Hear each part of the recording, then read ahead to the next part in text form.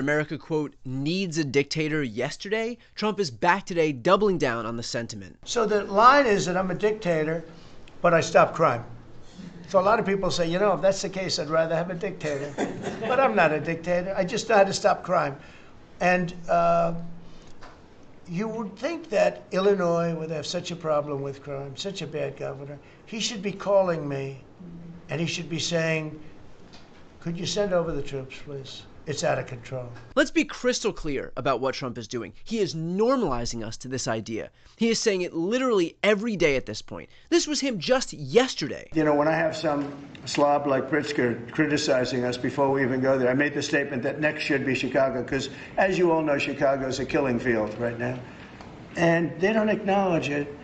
And they say, we don't need him. Freedom, freedom. He's a dictator. He's a dictator. A lot of people are saying maybe we like a dictator.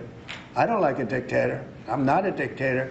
I'm a man with great common sense, and I'm a smart person. And so his goal here is simple. It is to say it enough so that it loses its shock value. It's to ensure that Americans become immune, normalized to the idea that Donald Trump is a dictator and that we live in a dictatorship. This isn't a short-term play, it's a long-term one, and he'll keep repeating it on a daily basis to the point that it continues to allow us to adapt to the reality that he's trying to manifest into existence. And the technique Trump uses to diffuse responsibility off of himself is to say, quote, a lot of people are saying that we need a dictator. Not him, everybody else. Here's an easy hint. When Trump says that a lot of people are saying something, it's him. He is the person saying the thing. A lot of people in the United States are not saying that we need a dictator, other than, of course, the rabid sycophants that he surrounds himself with, like Pam Bondi, Kash Patel, Dan Bongino, and the rest of these Trump officials whose mouths are attached to his ass. Otherwise, Trump is projecting his wishes onto the rest of us and using that as a way to normalize the rest of us to this idea that this is some widely accepted view in the United States of America. It's not, and do not delude yourselves into thinking that it is. And I already know the response from Republicans, the pushback here. Oh my God, he's just being funny. He's a comedian. He's clearly joking, and the alarmist libs are losing their minds over nothing. And that might carry some weight if Trump wasn't literally trying to undermine free and fair elections right now. If he wasn't demanding that states rig their elections by redrawing their maps mid-cycle, if he wasn't demanding an illegal mid-cycle census, if he wasn't deploying the U.S. military into American cities to be used against American citizens, you don't get to accuse the Democrats of crying alarmism when all of the things they're saying are true. So spare me the lectures about being hysterical. If any president in any other country on earth spoke the way Trump speaks right now and committed the actions Trump is committing right now, there would not be a single person in the United States who would hesitate for a second when asked if that guy was a dictator. We are not immune just because this is America. Saying patriotic buzzwords like freedom and liberty and the Constitution is not some magic shield against the same evil that's dragged so many other countries down the pit of autocracy. It's happened all over the world on nearly every continent. It's happened in Germany and Hungary and Russia and China and South America and Africa and the Middle East, and it can happen here too, and is happening here right now. The fact that we have a spineless Republican Party that cares more about their own jobs than the future of this country is why it's allowed to happen. The fact that we've got people like Mike Johnson and John Thune allowing Donald Trump to run roughshod over this country, the fact that these people are nothing more than spineless little bitches, more afraid of Trump than they are concerned about helping their own constituents, is how we landed here.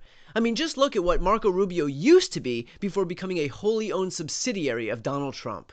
You compared Donald Trump to a third world dictator yesterday in an interview with the New York Times. How so? Well, I don't know about a dictator. I said a third world strongman. He's running for president, so no matter what, he won't be a dictator unless our republic completely crumbles, which I don't anticipate it will.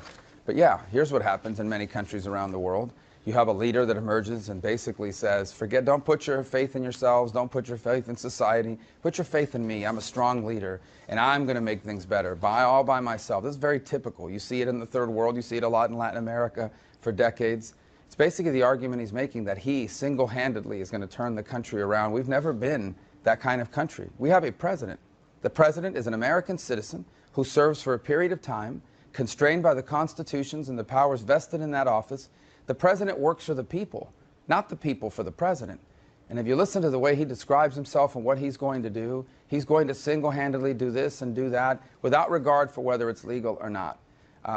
Look, I think people are going to have to make up their mind. I can tell you this, no matter what happens in this election, for years to come, there are many people on the right, in the media, and voters at large that are going to be having to explain and justify how they fell into this trap of supporting Donald Trump. These people are weak, small, impotent cowards more concerned with proximity to power than their oaths of office and the Americans they purport to represent. They crow about the Constitution and then align themselves with a guy who has spent every day this week suggesting that America needs a dictator. Fuck these people and fuck the party that they represent. And as for their voters, I'm not here to attack you, I'm here to ask you if you got what you voted for. During the campaign, Trump promised lower prices. Prices are rising. Trump promised inflation would fall. Inflation's been rising since March. He said earned benefits would be protected. He just cut Medicaid to 17 million Americans. He said he'd stop foreign wars. He's being humiliated by Putin and is a tool of Netanyahu. He hasn't done anything he said he would do. You do not work for him, he works for you. You do not owe him anything, and especially your continued support. He owes you to make good on his promises. He is not entitled to your support because you identify as a Republican or an independent. You're not on his payroll. He is on yours. And if you're not getting what you were promised, then you have a duty, an obligation to yourself to hold him to account. This is not a monarchy or a dictatorship, much to Trump's dismay. You still have the ability to make your voice heard, so use it. Very much like this man did right here. I am pissed, and I'm pissed at you because I have emailed you because it's easier for me than to try to talk on the phone without profanity. I would appreciate you taking your father's U.S. Constitution book, read it, study it, make your own lines underneath it, and get Trump out of office. The man is a dictator. He knows nothing about what he talks about. I listened to him for about a half hour today, and I got sick at all the lies he brought up. You need to take your head out of Trump's ass and start doing your representation of us. So it is time for everyone to speak out. Trump is clear about the direction he wants to bring this country in.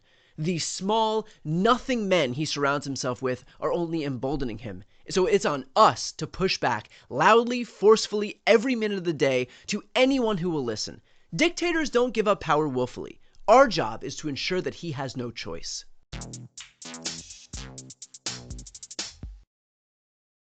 Before you go, if you enjoyed this content and you want to see more and support independent media, please subscribe to this channel. The subscribe button will be right here on the screen. But second, the reality is that we are now in a political environment where this administration can lean on any of the social media platforms to suppress certain voices if they don't like critical coverage. That means my longevity here is in the hands of a few tech billionaires who are already making it clear that they are willing to cater to this administration. To that end, signing up for my newsletter is a way for me to reach you directly if that ever becomes necessary. I'll put the link right here on the screen as well, so please sign up. It's free, but there's also an option to do a paid subscription if you'd like to support me and my team. I really appreciate it. Thanks so much for watching.